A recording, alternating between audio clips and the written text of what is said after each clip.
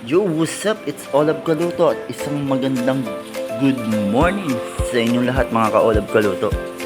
So for today's video nga pala mga ka-Olab, magluluto nga pala tayo ng gata sa biya. So naisipan nga pala ni Bossing ng paluto sa atin yun. So akin lang nilinisan mga classmates yung ating biya at pinaliskisan lang natin. Yung iba kasi hindi na tinatanggalan pero mas maganda pa rin tanggalin nyo yung kaliskis. So saglit lang naman kaliskisan niya mga ka-Olab. Madali lang linisan. So sa mga nagpapa-shoutout nga pala, shoutout nga pala kay Ate Meli at kay Kuya Eddie Villalon. At salamat sa pagtuto kay Olab Kaluto.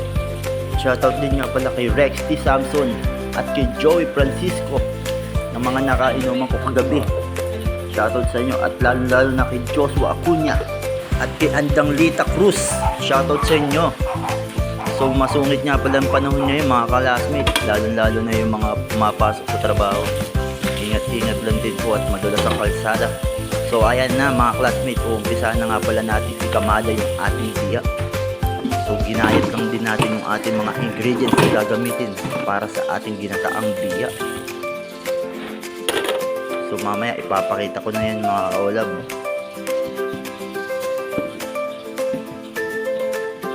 So niready ko lang muna yung mga ating ingredients. Nang sa ganun ay dire-diretso na tayo mga kaolab. So hiniwa ko lang yung mga ating ingredients. Niready ko lang yung ating seasoning. So yan na mga classmates, dire-diretso na yan pagkahiwa natin. Lulutuin na natin yung ating biya. Saglit lang naman yan mga kaolab. So naglagay na rin nga pala tayo ng luya dyan mga kaolab. So ito na mga kaolab, ikakamada na natin yung ating biya. So meron nga palang isda nga pala ng ilalagay na rin natin yan. Sayang naman kasi pwede naman natin ilagay yung ating kitang na isang piraso at yung dalawang bunggaong. So pinailalim ko lang yung dalawa na yan kasi yung biya madali naman maluto yan, saka malambot. So pinamada lang natin mga classmate. Mamaya titimplahan na natin yan dire-diretso. So nagbawag pa nga pala tayo ng 4 na pirasong hipon mga kaolab. So saglit lang yung mga classmate. So eto tinimplahan na natin. Inuna na natin yung ating paminta at nagtad tayo ng patis. Depende pa rin yan sa inyo mga classmate. Kumbaga wala tayong saktong estimate yan. So naglagay tayo ng konting cooking oil at yung ating suka nilagay na rin natin.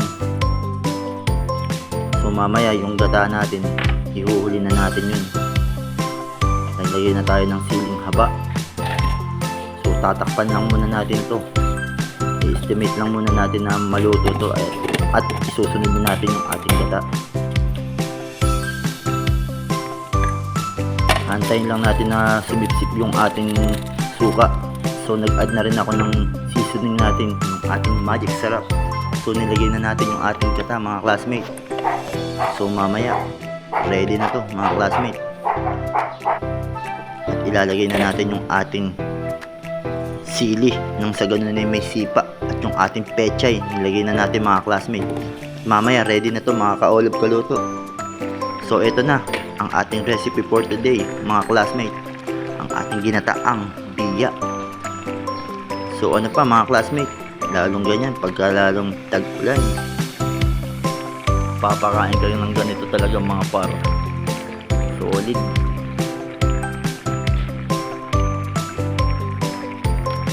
Sarap na ito sa kanin mga kaolab. So thank you for watching mga kaolab kaluto. Maraming salamat. Thanks for watching.